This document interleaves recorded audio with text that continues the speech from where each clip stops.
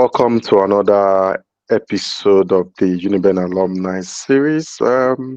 As you all know, this series is a platform where we recognize and appreciate men and women that have graduated from the prestigious University of Benin. We listen to their thoughts, we listen to their stories, their experiences, especially as students of the great institution. I'm your host, Kevin Omokaro. And on today's episode, we have a man who is being referred to as the King of Boys. King of Boys in the sense that he's a mentor to a lot of young and promising youth in Edo State. He is the founder of um, I'm going to mention his name now. He's the founder of Western Iyamu Global Foundation. He's the supremo of the Western School of Thought. He's a student. He was a student leader. Today, he's one of the most respected youths in Edo State. They call him the Unifier because he's friend to everyone. Today on our show, we have Comrade Western Iyamu. Comrade Western Iyamu holds a Bachelor of Science in Social Works from the University of Benin. Also, he bagged an MSc in Industrial Sociology and Labor Relations. Thank you very much, Comrade Western Iyamu, for accepting to be part of our show for today. Thank you very much. You're welcome. You're welcome, Kaka. Thank you so much. Thank you, sir. Yeah, I'm geared up for the discussion. I'm ready for the conversation because I know you have a lot to say. Being a former student leader in the institution and keeping relationship with a lot of student leaders even till now.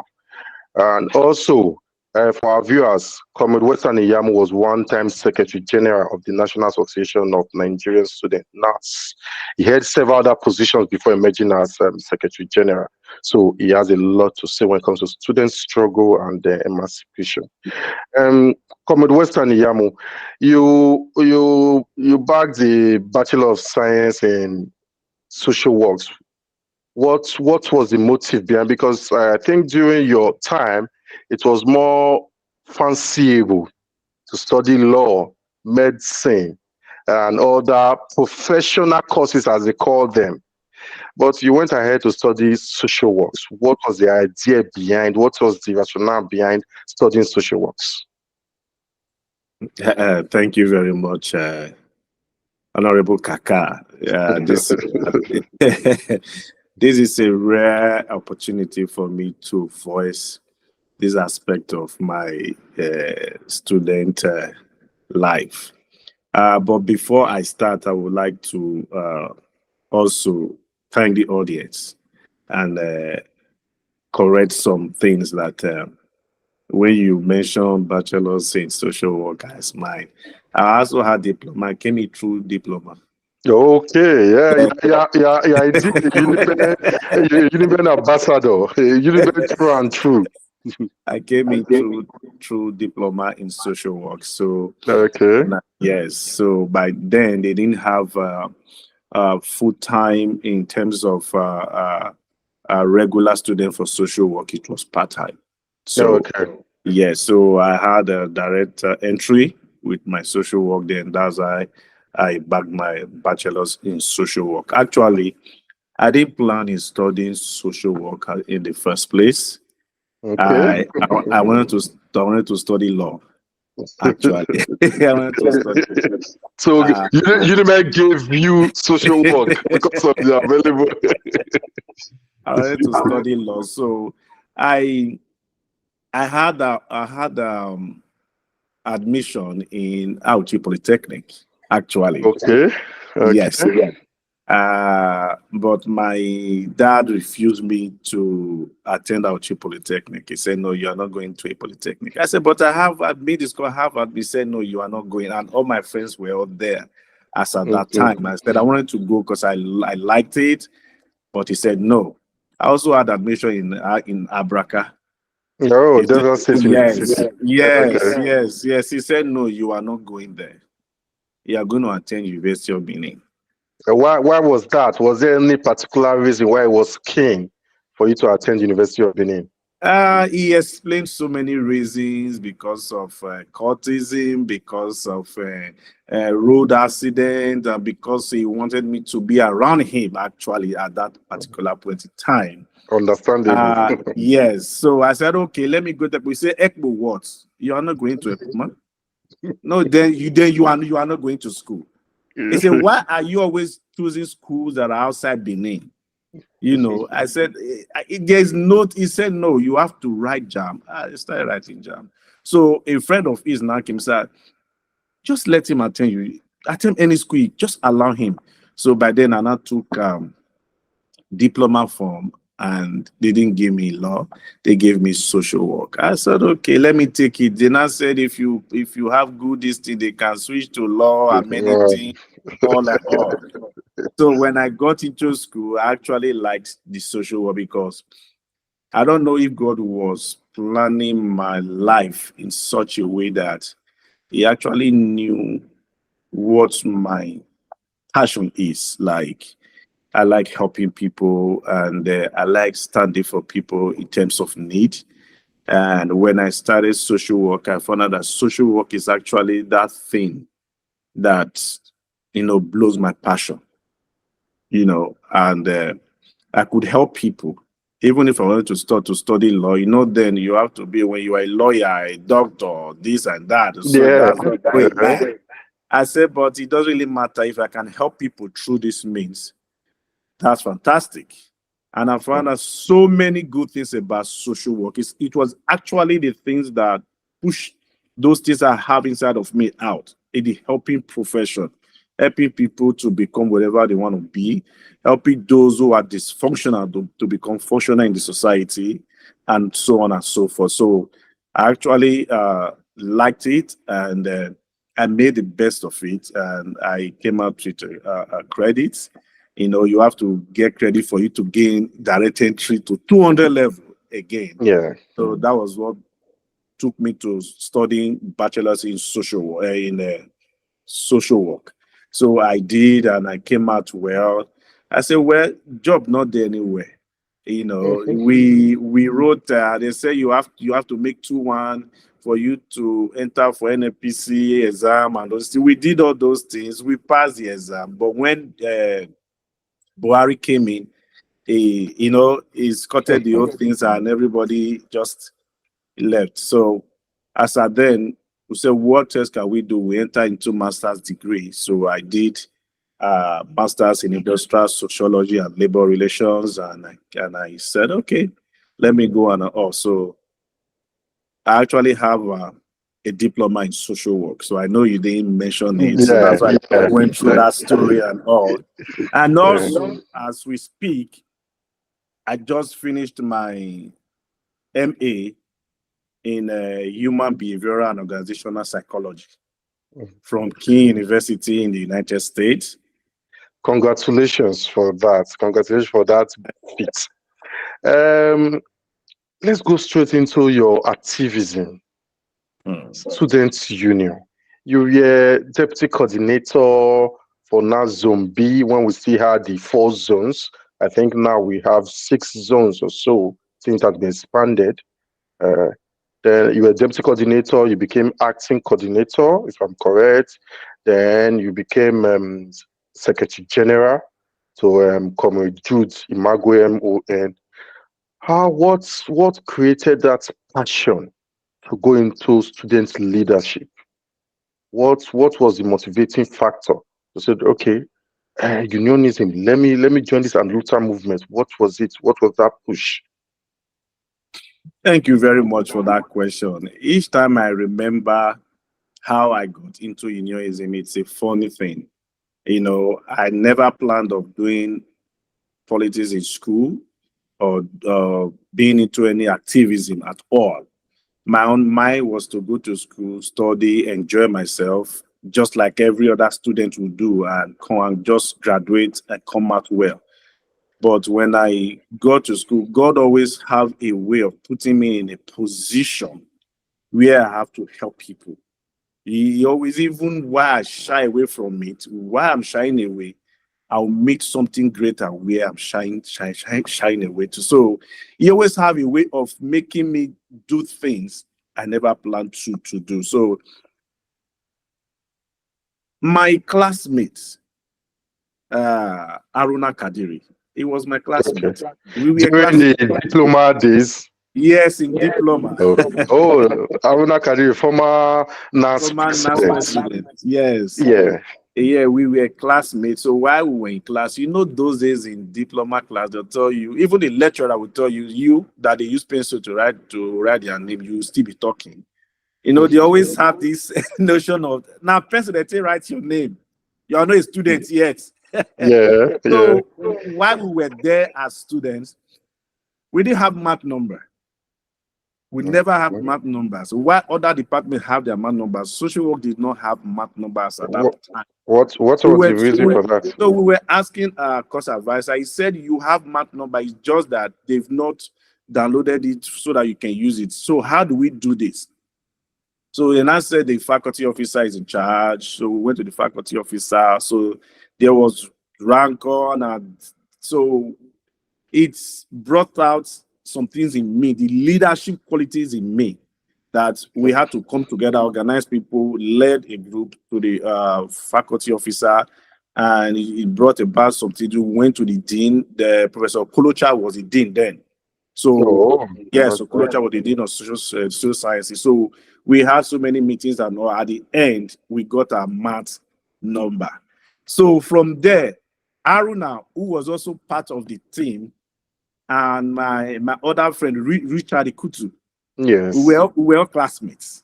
Yeah. So Aruna said, how far, young man, you seem to have this thing in you. I have been watching you when you come to class. You don't talk to people like that, but when it comes to time that matters, you always stand.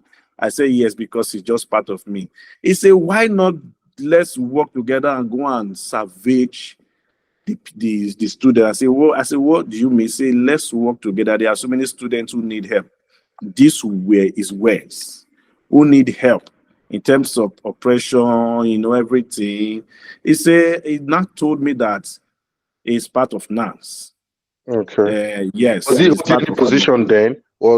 Yes. Okay. He was the deputy coordinator of NANS Zombie. Okay. as at that time.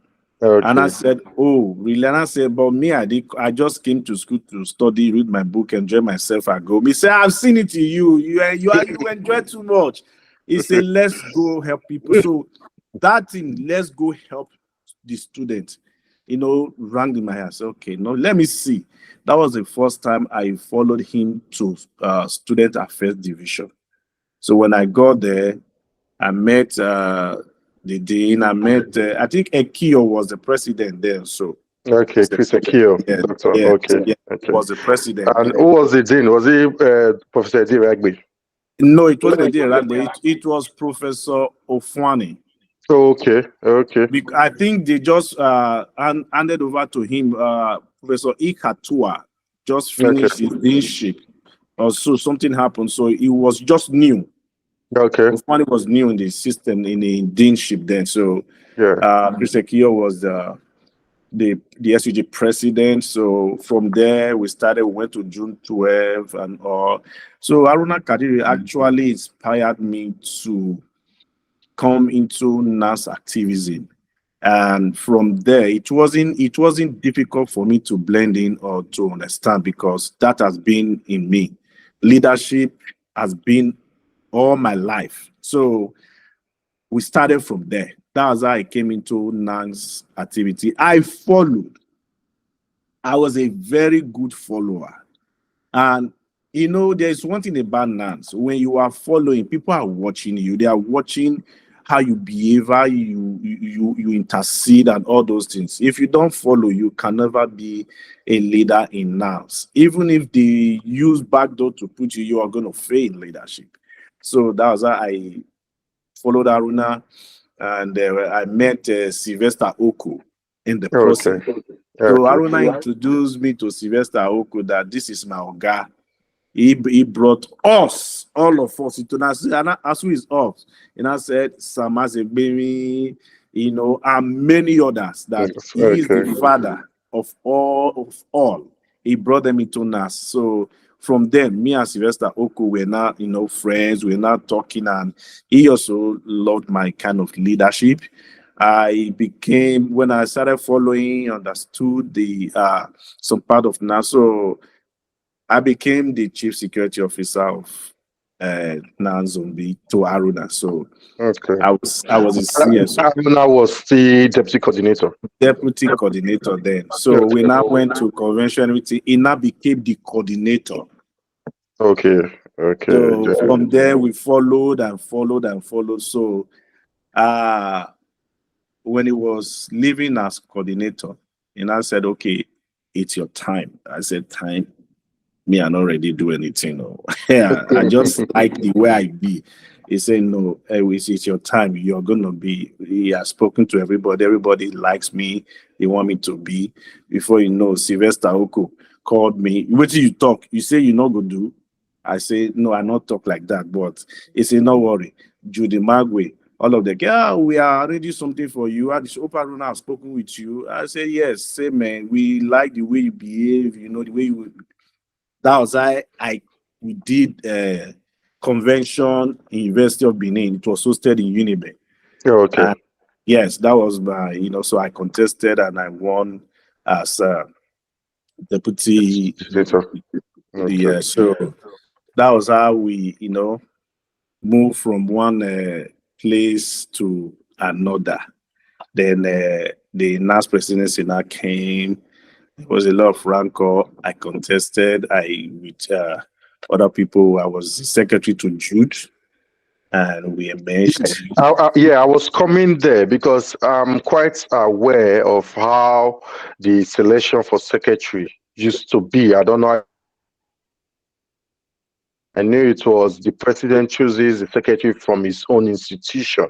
So, and I know before that, there's a lot of negotiation, a lot of lobbying, and all that.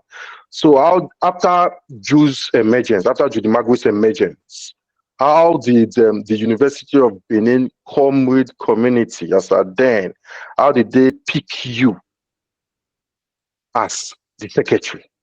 Why? Well, Sorry, it is for them to pick you, and secondly, it is for the presidential, the winner, to accept you. So how was it for you? How was your emergence like? yes, they'll tell you the president has to pick his secretary, but in terms of practicalization, it doesn't just work like that because the Okay. president is not the owner of himself. You understand? Yes. There were so many persons. Let me use my case study. There were so many persons who were interested in that position as a secretary. But because of my diligence and because of the way I portrayed and work with all the student union executive in the states and beyond at that time, the person who would tell for me that we are not going to support. In fact, they even wanted me to contest as coordinator after I Okay. became active. They wanted me to contest as coordinator because we had this synergy that when we work together, we achieve results and without rancor. So they prefer to work with me than any other person. They don't want to hear about any other person. So they had a meeting that they want me to contest as coordinator of Zone B, South and Southeast. And Yeah. whoever emerges as the president will not be their problem. They already have somebody they can work with in terms of At the zone zonal level. Yeah. at the zonal level. And now, if I emerge as the coordinator, presidency will no longer come to University of Benin. Okay. Okay. You cannot have the coordinator of the zone and a And NAS the president in one campus. It's not going to be possible because there are other people in the zone who are also jostling for the NAS presidency. presidency. Yeah. So South, South, and Southeast were together, and Southeast wanted to produce the NAS presidency, Sasa wanted to produce the NAS president because it's one zone. Yeah. Yeah. You understand? So the Southeastern are actually wanted me to contest as a coordinator. In fact, they already made say it was a block vote. They called Yeah. me those that had So powers they to have the presidency. so that they can claim the presidency. And this time, what I'm telling you that Western Iyamu had the power from the presidents, all the presidents in the zone, like go for it. Even Uniben, Harrison, Eyimie was Yeah. the president as at that time. He said, he calls me comrade. He today still call me comrade of ground. He said, comrade, you are going for the coordinatorship. I said, this is the issue. This is the issue. He said, I don't mind. Because if we have you, whoever becomes the president is not our problem. We know you have our interest at heart. So at the end, I did not go for the coordinatorship because of the secretary thing and all. They just say, you will become our secretary. Mind you, all the SUG president came together to hold a meeting and call the aspirants. That if you want us to support you, West must be your secretary. Oh, all the aspirants. All the So, SUG presidents, yes. headed by Prince Harrison, Yes. West will be your secretary because we don't know you, we know West. So if West is not going for coordinatorship for NAS president to come to our zone, he has to be the secretary. Okay. Comrade Western, are you trying to say if Jude has not emerged as the president, you could have as well been a secretary to any other person that ought to have emerged or that would have emerged? No, Was that the I would have, arrangement? Okay. no, I would have been the coordinator. So there would not there wouldn't be any issue of president University of Benin. Okay. Okay. So since they are saying don't contest for coordinatorship so that presidency will come to Uniben. Uniben. Okay. So the SUG presidents now came to a conclusion. So okay, if you want the presidency here, which as at that time they were not really comfortable with because they were this notion that when you have a NAS president in your campus, the SUG president becomes useless. So the NAS people hijack everything at all. But mind you, Prince Harrison was, I don't know how to describe him. He's fearless. So he knows his honors. He knows those things are not, we can never affect him, but people put those things in his ear. And that's why he said he was comfortable with Comrade West. I don't know what people are going to do, but I hear things. So at the end, when I said, Prince Harrison, see, this is the issue. And I said, he asked me, he said, are you sure that is what you want? He said, because, yes, that was his. He said, are you sure, comrade, that is what you want? Because we can go with you to any length you want to go. I said, yes. I don't want it to be just because of West. Because NAS presidency, we favor our people more because the power it carries and every other thing we favor. So that was how the secretary issue came in. So, and other leaders in the states were very comfortable with me being the secretary because they know, one, I am home-based. And whenever I'm accessible, whenever the need arises, I will always be there. So they were more comfortable. So when the issue came, they stood, even when there were other people who were justly for that secretaryship from University of Benin. Okay. Yes, from University of Benin, who even had upper hand more than I do. But because of my leadership style and quality, people loved it. And all the SG presidents stood and said, no, if not West, no other person. So Harrison went to the convention and he fought. If you understand what NAS convention is, you will know what I'm talking about. He fought for us as NAS president and secretary at that time. So you may see him as a pastor, Pastor Harrison, a gentleman. When it comes to when he's not supposed to be gentle, he is not. I tell you that today. So there was, when we got into the place, there were a lot of SSS, because then the government was sponsoring the other candidates against us and all. Harrison had this grace in him. He has this honors. He has this aura that people just listen to him. People follow him. So he was able to gather some other SUG president and say, no, we are standing with Judy Magri. So when it came to the time where something has to be done, he stood. He stood. He fought for that presidency. I'm talking about the president of Prince Harrison. Yeah. So those are the things that after the thing, you know, the people saying West is secretary. There were things that already went underneath that could Before. not be changed. Okay. So that was how I emerged as the secretary as at that time. Okay.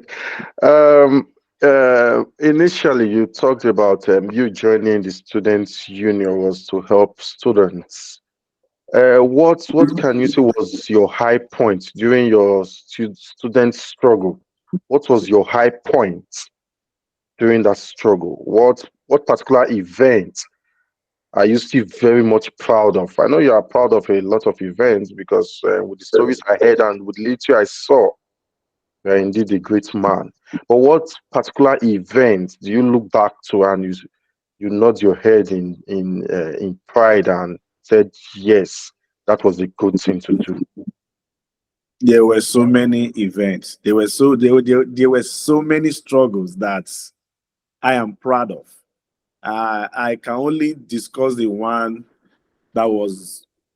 There was one that was risky to us. There was a state in the southeast where the school management increased the school fees, and the student union government there questioned the increment, and there was rancor. So they suspended the union, and it was a whole lot. So they invited us as NANS, officials. Officials. Yeah. Before we got there, some of the students on campus called us on phone, say, people should not come, or they are going to kill you people. We say, what are you talking about? He said, they are going to kill you people when you come. And I'm one of the people they asked to kill you people. So, but because I know that you are fighting for the student, that's why I'm giving you this information. So don't come. We said, are we to go? Say, we must go. You can't just have a phone call, they say don't come and you won't go. So what's the need of being a comrade? So when we got to the state, the SSS told us that you have to go back. The state is not safe. Because as NAS personnel, we work with various security units. So we said we cannot go back because we have a matter to discuss and settle. You know, student now, so say, no, you have to go back. Say, we are not going back. Say, but you cannot go through, you cannot come in. So we left. We were supposed to meet with the vice chancellor, I don't know, mention the school, the next morning. So by the school gate, we already sent some people ahead. They already put people, and these were people they put there to hurt us around. We went through the school. We went behind the school. We passed through the bushes behind the school. We trekked for almost 15 minutes inside the bush just to get into the school. So we got into the school from behind. We were already inside the school premises. They were waiting for us at the entrance. outside the gates. So we went to the dean's office. The dean was shocked to see us. Say, how did you get here? Say, what do you mean? I said, okay, you're welcome. Let me inform you, vice chancellor, you are here. Immediately called the vice chancellor that we were here. The vice, I don't want to That's it was. How did they get here? Okay, let them come for the meeting. While we were going for the meeting, those one that were waiting for us outside, they came into the school. They were shooting at us. Oh. Yes, we had to run back because we were going for the meeting with the vice chancellor. They were shooting at us. We have to run back to the bush. Yeah, we started running. At the end, students, we must reconvene no matter the bullet. So we reconvened back inside that institution because there were other people who were also rooting for us that we are going to stand for the students. So they came and so at the end, that meeting was still held on that day, and the school fees was reversed. The student union that were suspended were called back. That was one of. So today, if I sit down, I think about it. I'll ask myself, how did I do that? How did I do that? Why we're just risking our lives just to do that? So that is part of the struggle. I can say yes, I was proud of, because 90% of people will run. In fact, they will not even go to the state in the first place. So there are so many things we see along the line of duty that you cannot explain, that you cannot just say in public, that people will ask you that, so why are you doing it? Why are you risking yourself for nothing? It is not for nothing. It is what you believe in. That is the passion. So that is one of the few I can just talk about and all. There are others, University of Benin and other institutions, Okay. If we have time, we'll come to that. But I want to talk about factionalization in NAS, in student politics. It is not new. It is not something that started today. It has been there. Do you think it is helping the movement? Do you think factionalization, when it comes to leadership, does it help the students' movement? Or because some of us from outside will see it as an avenue for the government in power, a divide and rule system where they tend to divide the student struggle, knowing the full weight behind the leadership of the struggle. So they tend to divide for their own benefit. I'm talking about the politicians now. Don't you think if we have a united students union, that they will achieve more for the students? Don't you think so? Yes, it's not even thinking. Even a layman knows that the government will never want you to unite. If you unite, then they are in trouble. Just like factionalization is as old as the Bible. It didn't start today. It's been on. People must look for a way to reduce the power that you carry when they know that at the end you're going to work against them when they try to oppress or suppress the institutions you represent. Talking about factionalization, even in our government, as NAS presidency and secretary, we had factions because there was another guy from Akwa Ibom, yeah. So he brought about factionalization to our government because the government in quote there was very robust and they were sponsoring him, but we had no sponsor because the comrade that Oshomole was the governor then, and he refused to sponsor because they told him that we were PDP stooge.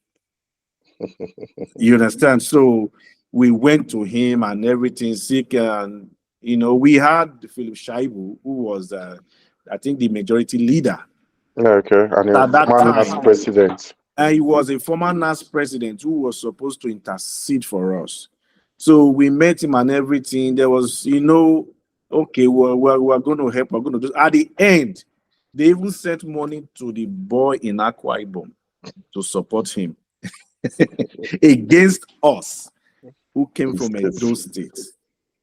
So all these things because they know that if we have NAS presidency in Edo State, there is a way they cannot operate because we are going to resist it. Yeah. So they prefer to empower somebody outside so they can, you don't have to come. It's our state. You know what I'm talking about. So, but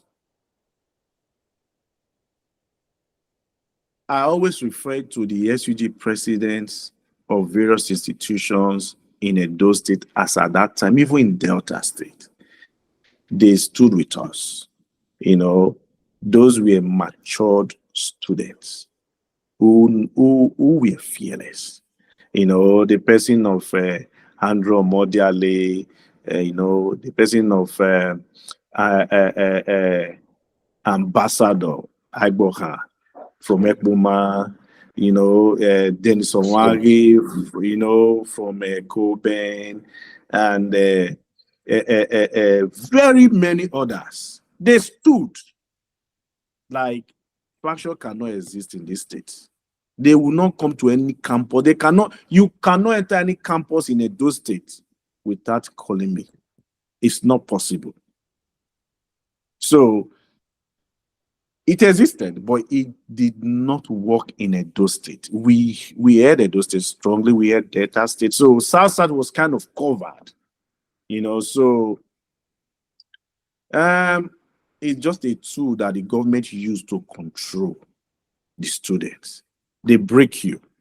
If you are united, then they are in trouble. If you are disunited, they can use the other side to fight against itself. So that's why factionalization may never end unless the necessary steps are taken. And the necessary steps are accountability. Accountability. Even if you're doing a legit NAS convention here today, the government is already planning with someone else to hold their kangaroo convention elsewhere to bring about factionalization. And once they hear that factionalization, you may not be legit anymore. They will tell you, oh, there is faction. So if you push too much, they will tell you is the other one they recognize, not you. Yeah. You understand? So you have to be on ground. You have to know what you're doing for you to say, you say what? You can't do that. And you ascertain your authority as a NAS comrade.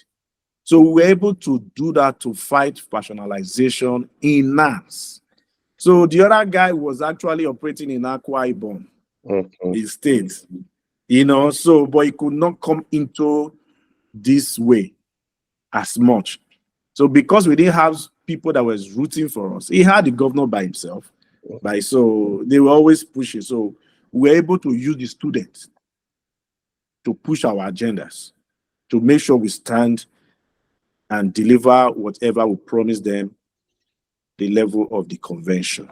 So we're able to achieve whatever we needed to achieve. So factionalization, I think, is never going to end until Nigeria itself start having accountability for what what they do.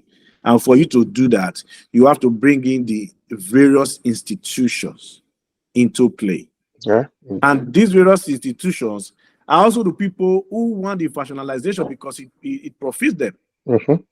Yeah. So when you are united, you can fight them. So they don't want you to be able to fight them. They don't want you to be strong. So until accountability comes in, factionalization will remain. So okay, let's go back to Unibe.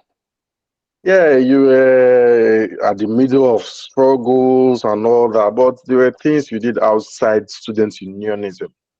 What was the fun aspect of Uniben for you? What did you enjoy as a student? What outside lectures? What were you doing while as a student of Uniben? As a student, we have privileged students, we have rich students, we have everyday students. So there are some students in Uniben that they just came to school on their own. They don't have people who assist them for school fees, accommodation, and the rest. Those are everyday students that they thrive on their own to pay their fees and do everything. Why some their parents are well to do, they pay for them and all those things. Why some have one or two ways they make money for themselves, they can take care of themselves and live well. So in University of Benin as a student, I will count myself as an average student. I can't say I had too much or I didn't have. Yes, I didn't have in sometimes I don't have, because that's why today I know what it takes not to have. So there's a stage you grow up to, you cannot go and meet your father and start asking for money. No, you can't do that. So I was able to help myself in some instances. My parents were there to help me. Even while I was doing diploma there, they even cook food for me to bring to school. They'll give it to Bright to bring the school the good food like rice and stew for me in school. So do you still have money? Yes. Okay, add this to it. So I had that privilege from my home. So that's why I was able to share among my friends who needed assistance at that particular point in time. But it's not every time you have, because the one they give to you, you are not supposed to have finished it. Now that it's gone because you share. Where do you fall back to? So I know what it takes not to have. It's not a good thing in terms of students. So I was able to manage myself through school with the help of my parents. And while in school as a comrade, you say you heard some things I did and you saw some. I think leadership is a way of life. Somebody they ask the question, say, are leaders born or made? Yeah. Some people say leaders are born, not made. Some people say leaders are made, not born. Yeah. So it depends on the perception of individual, and it depends on the aspect or perspective you are talking from. Both they interrelate. You understand? So I believe leaders are made, because no matter how it is, if you give birth to 5 kids now and you put them where there is no leadership, let them depend on this all their life, 20 years time, bring them out, and you give birth to people and teach them leadership, you will see that these people that you talk leadership will be good leaders than those you never. So they are not born, they are taught, they are made. So for me, right from my childhood, my father has always put me in a place to lead. Like wherever he's going, I was always with him, and he taught me so many things. That's why there is something like they call perseverance. As a leader, you need to learn how to persevere. If you don't have that perseverance, you're going to make a lot of mistakes. So we did a lot of things in Uniben. I don't know which one you heard. And No, this is not just about me now. This is about the viewers as well. They want to know. They want to listen to that great man, that was Iyamu. How was he as a student? What did he do? Did he go to like, okay, during our own time, there was June 12. We go to June 12 at night to hang out, or there were some that belonged to different groups, like the care guides. There was school meets. So yeah, those were ways we had fun in school then. Yeah, so we want to know if that was the same thing for you. yes, I had fun in school. I had so much fun in school. So I don't allow my activism take the fun part away from me. That's why I was able to relate with most people on campus. And till today, people still say, we thought you were a cultist then. Like, we thought you belonged to this court, that court. I said, no, I don't. You don't have to belong to a secret court for you to be able to do things you need to do on campus. In fact, because you do not belong to any court, that's why you can actually relate with everyone. Because if you do, you are a threat to, Opposition. other rivals. Say, "Ah, boy, you were relating with." I said, because I don't know who's a courtist. I only know they are students and they announce followers. So I don't know who is a courtist and who is not a courtist. But for me, I was never a courtist, so that's why I was able to achieve some things that I achieved in school, because I can roll with the good, the bad, and the ugly on campus as at that time. And I wasn't scared of my safety too much because I knew my hands were clean. So we're able to alleviate the sufferings of the students to the extent that we can, because as student leaders, there are extent you can go. Yeah. There are limits, there are boundaries you should not cross as a student, because the first reason why you are there is education. So from there, you now contested and became a union person. Do not forget to graduate. When you forget to graduate, you will not graduate. I will tell you that when I came into activism, there were so many persons I met in the system, and I left them in the system, and they are still there today in the system. Those are the kind of people that cause factionalization. Those are the kind of people that cause disunity among the students. They'll tell you, "Oh, I know everything." Nobody knows everything. Nobody knows everything. So, as a union person, as an activist, as in fact, when I was a student, I was already an elder. So I was not that quite young due to other activities before I came into school. So when it comes to issues that I know will affect you as a union member or as a union, I call you to sit you down and advise you. Do not go this A route. Go through this B route. If you go through this A route, you're going to have problems. And when you have problems, don't come to me to go through this B route.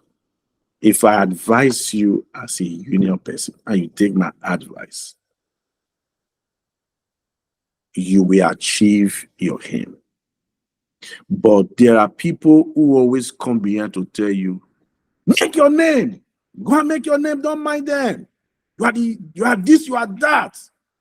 This authority must succumb to you." No, of course, they have to succumb to you. You are dealing with professors. You are dealing with people who have passed through this system. Gone are the days when you are chauvinistic in your approach.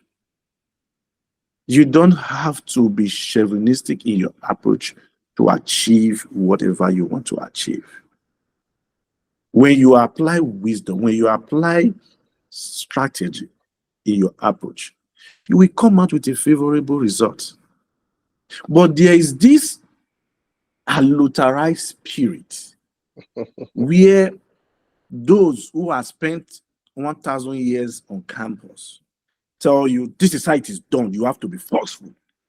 If you are not forceful, no. If you check those people, they are not even students in the first place.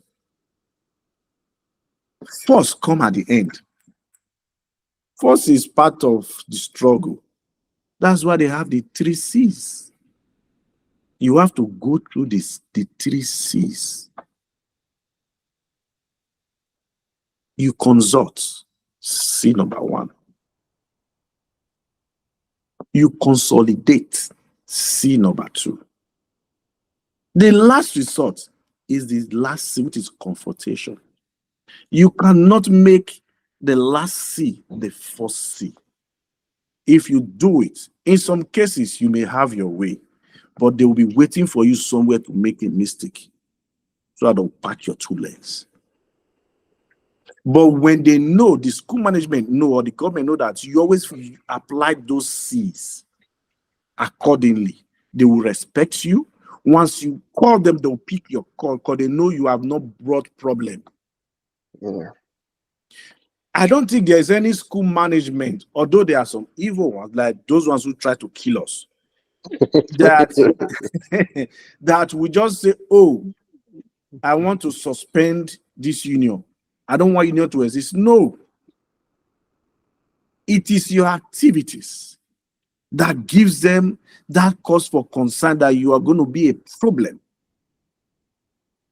That's why you now see most institutions now find a way to be involved in the student union elections. And that came up in University of Benin so many times. Do you think that is proper? Do you think that is okay? It is not okay at all. That's why I told you there are some persons on campus who have graduated, who have refused to leave. Those are the people that the school management use to say, they'll tell the school management, we can produce a president. They'll take one student and present to the school management. You as NAS official, you'll be wondering, am I still in this school? So when you now go for meetings, they'll say, this, that. When you now start hearing things, you say, no, you cannot do that. But because you have experience, you are matured, you cannot go out there and tell them A or B. You can only manage the situation to make sure it does not go out of hand. While you are fighting for the students, the management have one or two persons behind them telling them no level. Forget those NAS people. We hold the knife, we know how to do it. And once the school management have that encouragement from behind, it becomes a problem to the NAS officials and the student union officials. Because right from the onset, they don't actually want to do most things you want to do because they know they'll increase school fees, they'll increase hostel accommodation, they will do this, there'll be no water in the hostel. Those things will come up. So when it comes up, they need somebody they can push. So because you do not apply the 3 C's does not make you weak. When you apply it accordingly, then your strategy. You don't have to, oh, there's no water in the hostel. You have so they come out. There's no water in the hostel. No. You can't do that. You can call the vice chancellor to say, oh, there's no water in the hostel, ma or sir. What do we do? No vice chancellor will sit down when there's no water for the student to use. No. Of course, you know they'll be making provisions to give those things. But you see, that time is a problem because people will have to go to toilets, people will have to be to class, people will have to do different things with water. And that, students, they don't have that. They want to do things so that they can go to class or do whatever they want to do. So you see, that little time frame becomes a problem. There was one student union SSUG president who went out of his way and got tankers from outside to supply water to the hostel. Who was that? I don't want to mention his name. Oh, okay. You understand? Brought water to the hostel, helping the school management to survey the situation. That is a step in the right direction. Now, an SUG president who is able to do that, or a students' union who is able to do that, tell me why the school management will not respect such person. We understand that, yes, the students are agitated. They want water. But it's you who is there to tell them we are doing something. Water is coming. Only when the school management is saying we don't have any solution to it, you people should go. That's when you now confront. Okay. So those I've advised in the past, many of them got results.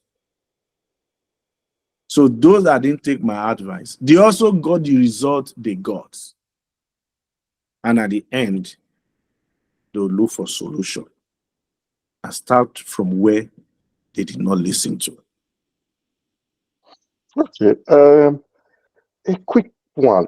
What values, what lessons can you say you got from Uniben that has impacted your life today that you still use, that are still very handy for you? That you can remember, yeah, Uniben taught me to be this, Uniben taught me to be that. That is still very relevant to your everyday life. Well,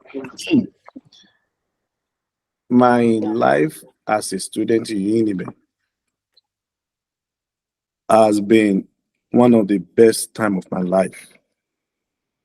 I can tell you that it has been one of the best time of my life, that things that I learned from Uniben and most of the things that you see me enjoy today.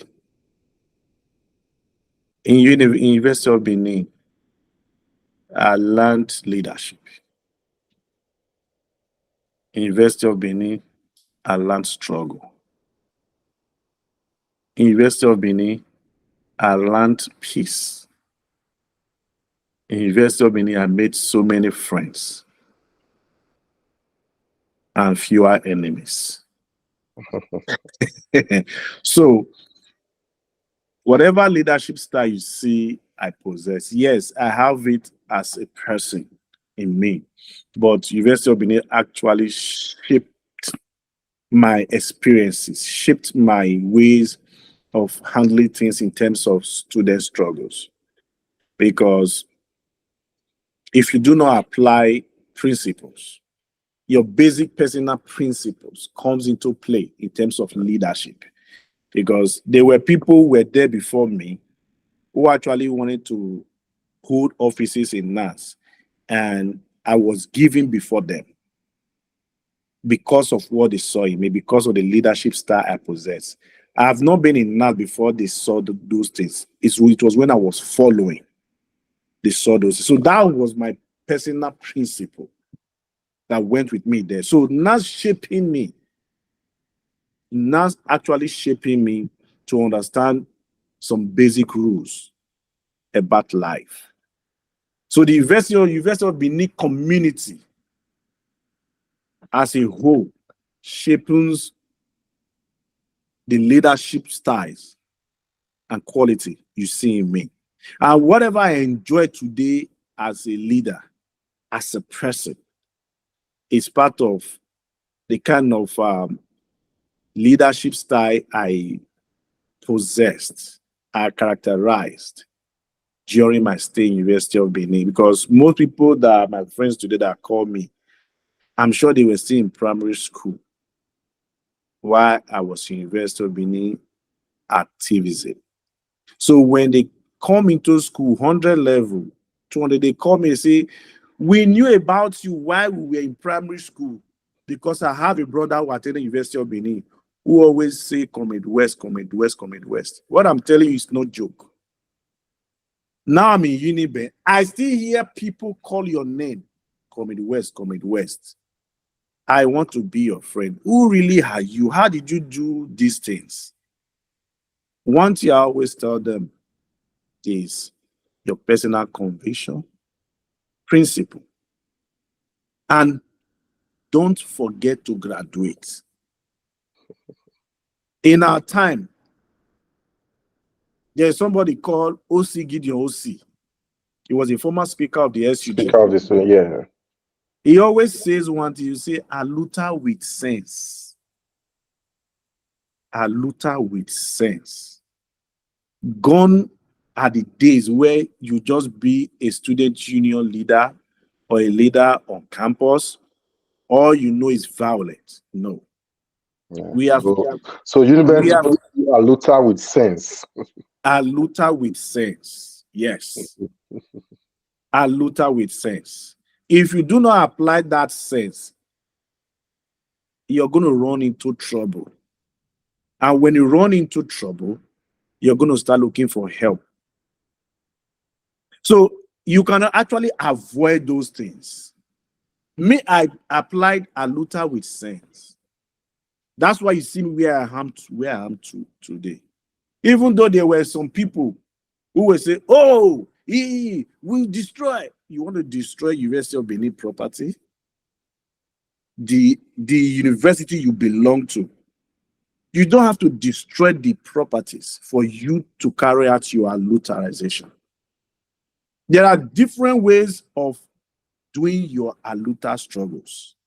You can do with your pen. You can do it holding meetings. You can do it talking to the students, canvassing the students. Let's go to the dean's office. Let's go and see the dean. So I'll be talking to the dean. He thinks maybe I'm not serious, or maybe I'm just saying. So since people are, let's go, you pack them to the dean's office. Say, Dean, this is what I'll be telling you about. The students are here. Come and address them. Let them know what is going on. That is aluta. Aluta does not mean destruction these days. There are penalties for destruction. Yeah. Gone are the days where you just do things. Oh, because you're a union person, nothing happens. No, we have passed that era. You must go with the era. Accountability is very important in whatever you're doing in life. People will remember you for the struggles you did. People are going to remember you for, aluta. No. There are so many people who passed through the system who achieved a lot more than those who did aluta. That's why we said aluta with sense. You must apply that sense of that principle. But the only one people remember is the one you led the student out to protest.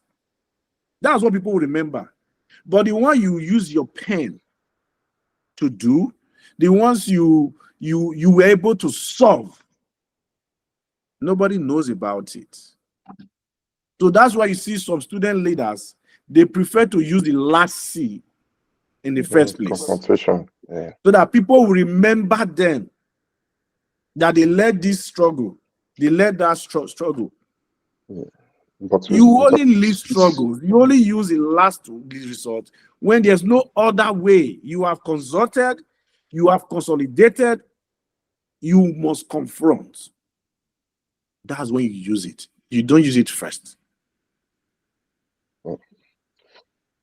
Thank you so much. As we're about to wind up, your NGO, the Western Iyamu Global Foundation, is having a collaboration with Plymouth University in the United Kingdom, and you're organizing a program, a leadership program, come this summer. I would just like you to give us some idea what's this is the second edition. Give us some idea what it's all about, what this leadership program is all about, and where it will be holding. Okay. Western Iyamu Global Foundation is a non-governmental organization where focus is education, empowerment, and we try to see how we can raise leaders, how we can help people in need, to be functional in the society as accepted. And we've been able to carry a series of programs, and which some of them most of them you have been part of, and Yes, you're proudly also part part of. of you're also part of the family. And for the UK program, we've done the first edition. This is the second edition. We try as much as possible to. It's a leadership program. It's a leadership training. We try as much as possible to see how we can inculcate the leadership style, and in business, sustainability, education, governmental and social responsibilities, to see how we can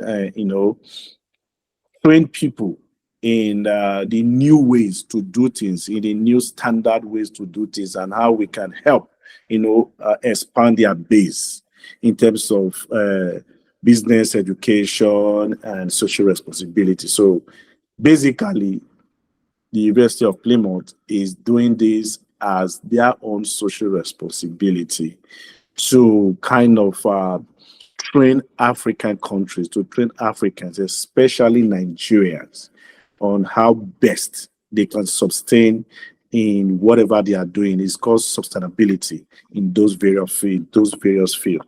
And this time we are dealing with delegates and government officials, private individuals, private companies, representative of NGO, and all spheres of life. So they are delegating people to go to the UK to go through this training and bring That means it your back. foundation is having delegates, are the ones taking delegates to UK. Yes, Is that yes, correct? yes, Yes. yes. The Okay. foundation are the one taking the delegates to the UK to learn this training and how they can sustain their business, their education, how they can do better in education aspect, how they can build on themselves, their CV, how they can better off run their foundations and the governmental positions they are holding.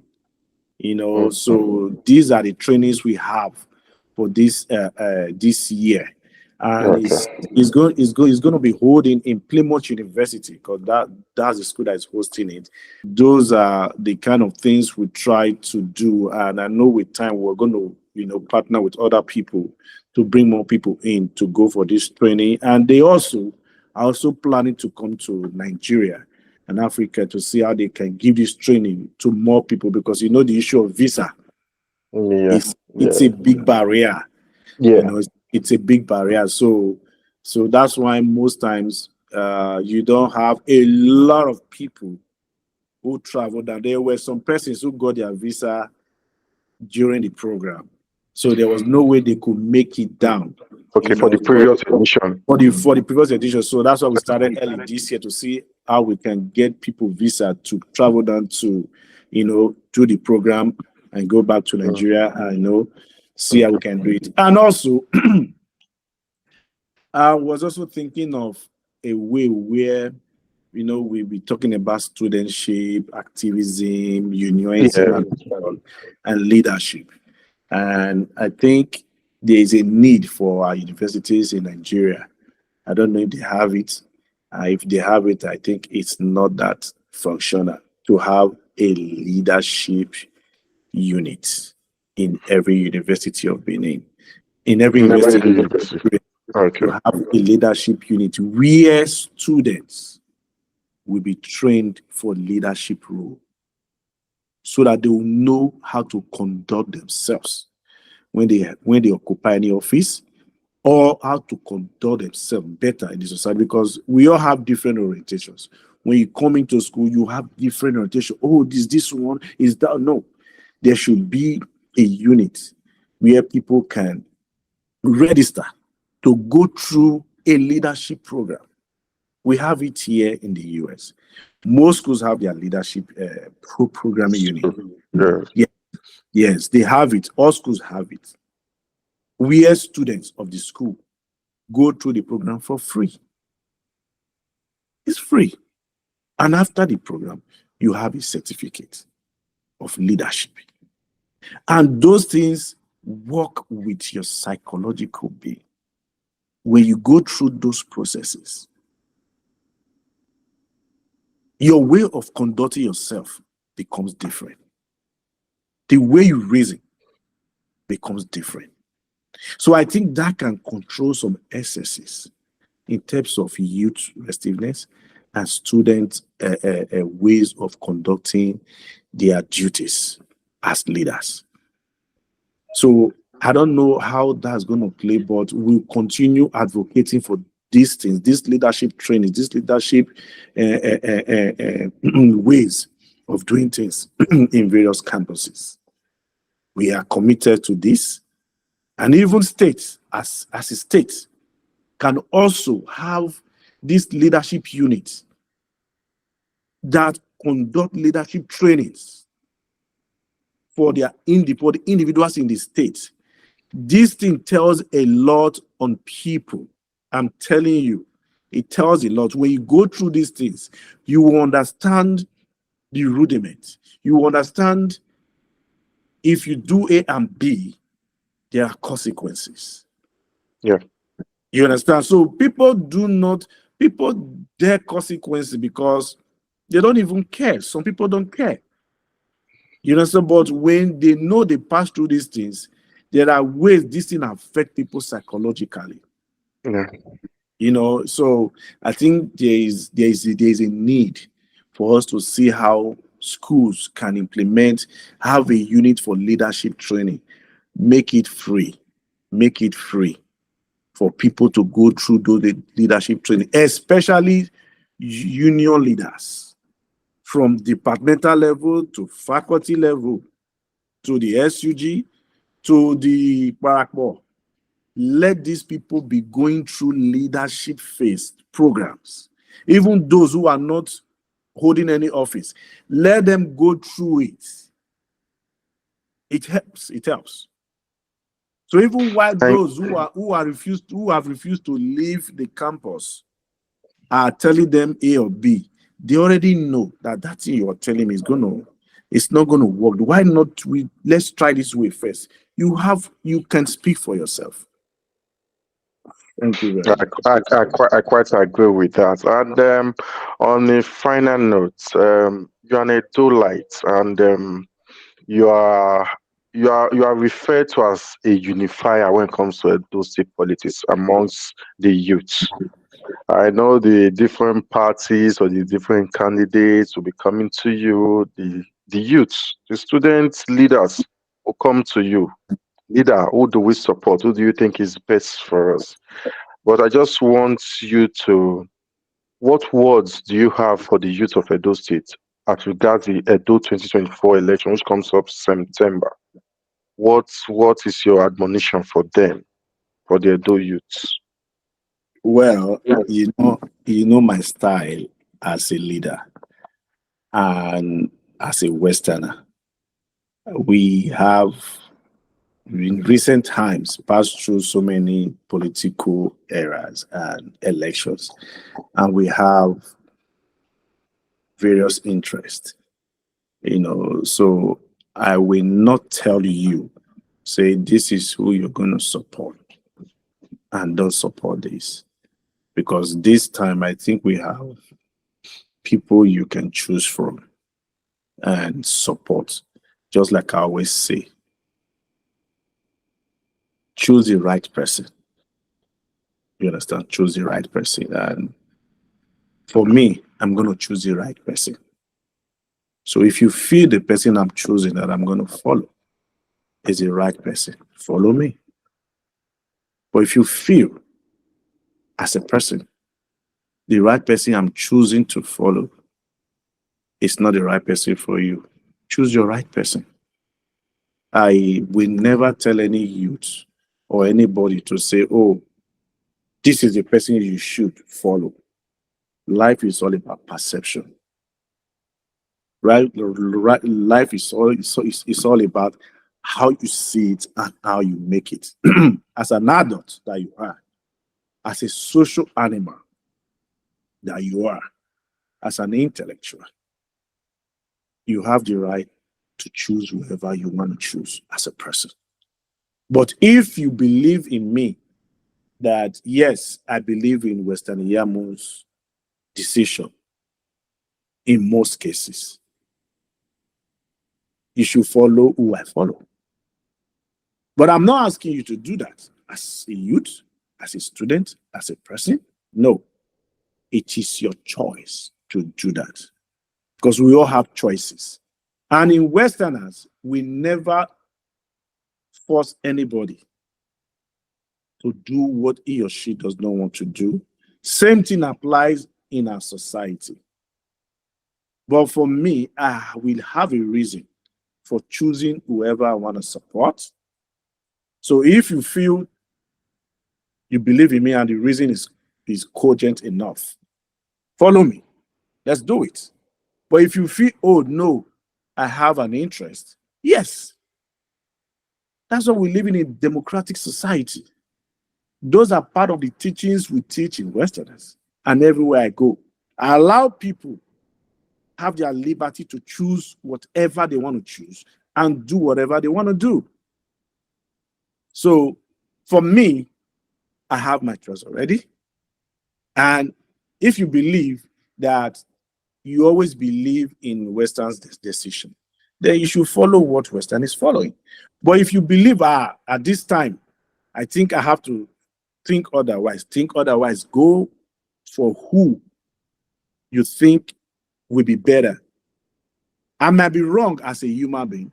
You might be wrong as a human being. I might be right, you might be right. So I just want people to choose their hearts, follow who their hearts wants them to follow, vote for whoever they think will do the job best.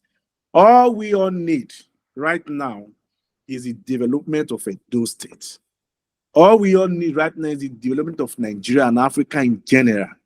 Whoever is there, whether A, B, C, or D, it doesn't really matter. What matters most is who will develop the state and respect the institutions in place. You cannot disrespect the institutions we represent. So if you are out there as a candidate and you want us people to go with you and vote for you, you need to tell us what and what you're going to do. And you need to tell us what you have done before now. What have you done for the people before now? It will not be because you want to contest, because you are vying for a position. You now start saying what you want to do when you've not done it right from the onset. Because everybody that is contesting, and I think they have tracks, they have records. So we look at the records and see what each of them have done for the people, regardless, even while they are not in office. What have you done for the people? We were in a forum and I told someone, I asked somebody, say he made mention of a particular candidate. I said, why are you making me? He said, yeah, I said, even me that I not had any position, I've done more than that person. What are you talking about? It is not about how much you have. It is about your mindset. What can you do for your people to ameliorate the situation in little ways? Thank you, Comrade Western Iyamu. Let us not, I know if we allow you, you can take the whole day to talk about the kind of leaders we should be having for our today Edo. I know. I want to appreciate you once again for creating time to be part of this show, for always supporting Edo Youth and for always supporting Unibe. Thank you very much and God bless you. Thank you very much, Mr. Kaka. I appreciate this moment. I appreciate this honor given to me to speak on this forum. And I'm not going to take it for granted. I'm always open anytime, any day for more interviews. Maybe we'll talk about other things more because I have a million and one things to say, but time will not permit me to do that. So I think we should be, talking from time to time to see how we can use this platform to reach out to our students, our immediate students in school, and how we can speak to their conscience and how we can reach out to them to teach them how to run leadership programs, to teach them how to behave as leaders, to teach them how to carry out activities on campus in terms of student unionism and others. So I think this platform will be a very good way to reach out to them. So I admonish you to continue, and whatever we need to do to support you to get better, please let us know, we will do it. So that's what we are known for. to Th- support th- people th- Thank to you very excel. much. That is Thank never a you. doubt because I have benefited a lot from your generosity and from your influence as well. Thank you very much. You're And welcome. that's our show. That's the episode for today. And I'll be speaking to Comrade Western Iyamu, the founder of Western Iyamu Global Foundation. He is also the Supremo Westerner School of Thought. And it has been an engaging and exciting conversation or to reminiscing his time as a student leader at the University of Benin and as NAS official as well. Thank you, viewers, for always tuning in. Always subscribe to our channel. It's TK&E Media on YouTube. Subscribe, and then we'll continue to pour out a lot of content about Uniben, everything Uniben. Thank you. Bye for now.